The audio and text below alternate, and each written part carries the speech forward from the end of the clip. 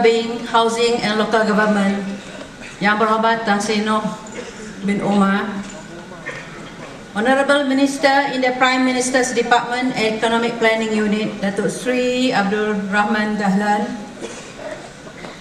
Honorable Datuk Halimah Siddiq, Deputy Minister, Minister of Wellbeing, Housing and Local Government, Her Excellency President of the United Nations Economics and Social Council, ECOSOC, Marie Katadova, Honorable Ministers, Excellencies, distinguished guests, friends, partners, ladies and gentlemen, Assalamualaikum warahmatullahi wabarakatuh. A very good afternoon. Welcome to the closing ceremony of the 9th World Urban Forum. It was only last week, last Thursday, that we met in this room to begin our discussion around Cities 2030, Cities for All. At that time, I wish you all well, and we set off to engage one another in nearly 560 official events. The last figure of WUF attendance shows a total of 22,778 from 165 countries, making it the most attended and the most diverse World Urban Forum since its establishment. Congratulations to all of you.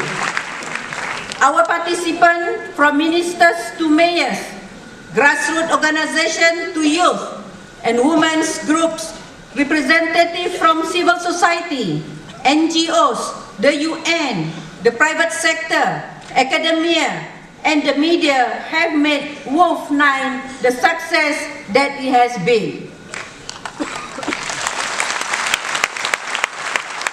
The World Urban Forum only works because we made the decision to take the time out of our busy life to share our experience and expertise. This year, the United Nations and the Government of Malaysia welcome 102 ministers and vice ministers to this venue. I am pleased to note that 49% of our participants were women. Wow.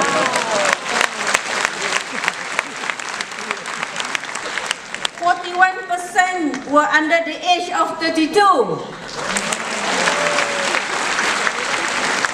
And delegation from 90% of the least developed countries attended.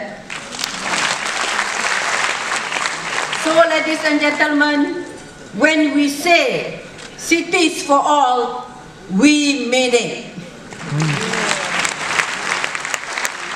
A lot has happened since then. Our journeys this week were all different, but our destination is the same: inclusive, safe, resilient, and sustainable human settlement for all. So my question is, how far did we get this week on our journey? How has our week at World Urban Forum 9 changed our practices, our perspective? Have we changed the way in which we make decisions on urbanization, on development of our community? So I am very confident to say that 15 months after the adoption of the new urban agenda, we are on a promising path, but there is much more to do. The deliberation at this forum has reiterated the needs to be creative, innovative, and determined in our action. We must leave no one, no place behind. We must pursue safe, inclusive, prosperous, resilient, and sustainable cities and human settlements. All of us, ministers, mayors, business partners, grassroots, children, youth, and women stakeholders, together with a big team, Once we work as a big team, TEAM, together we can achieve more. You are the key to bringing sustainable urbanization to the world, working with your national government. Let us work together to do this. We must now put words into action. As I have mentioned this week, having been entrusted with United Nations Habitat, now I must walk my talk. Well, all of us has been entrusted with implementing the new urban agenda and achieving the sustainable development goal. So I am calling on all of us to walk our talk. We know that the way in which cities and human settlement are planned, designed, governed, and financed influences our success in achieving every single one of SWAN Sustainable Development Goals.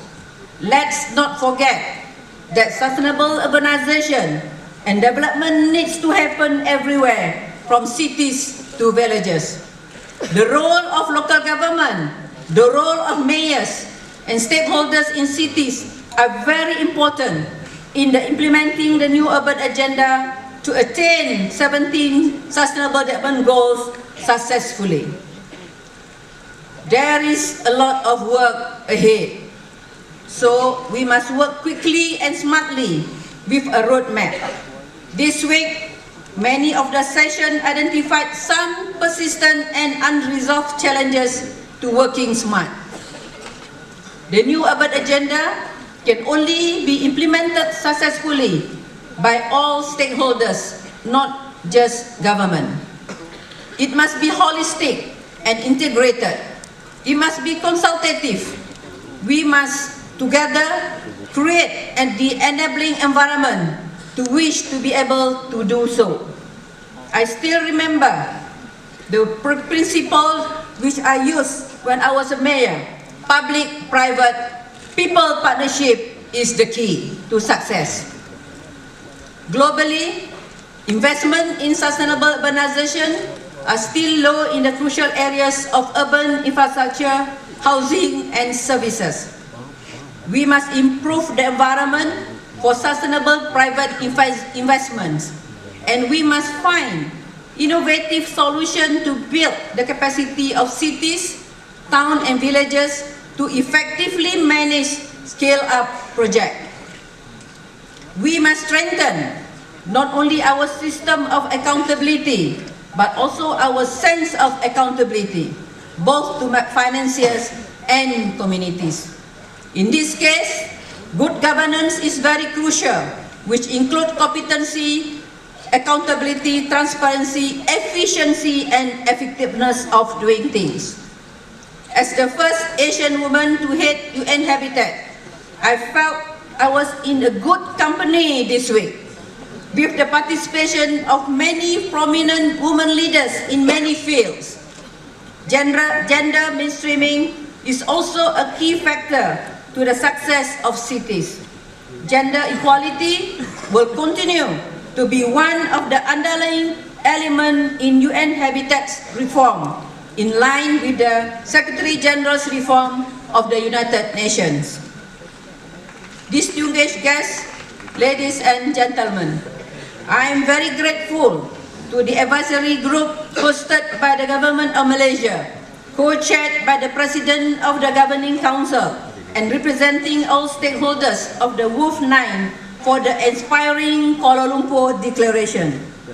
The declaration will be translated into 6 UN official languages, and I encourage you to further translate it into your own languages and popularize it within your own communities. I am delighted to announce that the Kuala Lumpur Declaration recognizes the strong spirit of collaboration, creativity, and innovation in this forum. It also recommends key enablers and action areas that you as participants believe will accelerate implementation of the new urban agenda and sustainable development goals. The declaration also calls to further develop the role of UN-Habitat as a focal point in the United Nations system to support to all countries and the mobilization of stakeholders in the implementation, follow-up, and review of the new urban agenda, including through scale-up support. The declaration calls on us to develop monitoring and data collections mechanism to inform policies and decisions at all levels. With big data analytics, Internet of Things, and Industry 4.0, data may be king, but talent is everything. As the new Executive Director of UN-Habitat, I have 3 words to say. I am listening, and I have been listening to you all.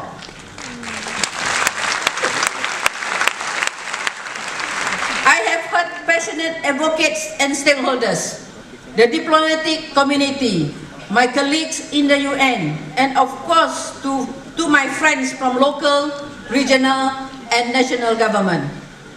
UN-Habitat belongs to all of us. We want you to see us as your indispensable partner for sustainable urbanization. I am determined to deliver with the help of my staff and an agency that is fit for purpose. I know we must be seen to add value. We must deliver on time to the standard expected. In our coordination role, we must add value to our UN partners in supporting you all. UN-Habitat wants to be a strong catalyst for the exchange of ideas between our partners.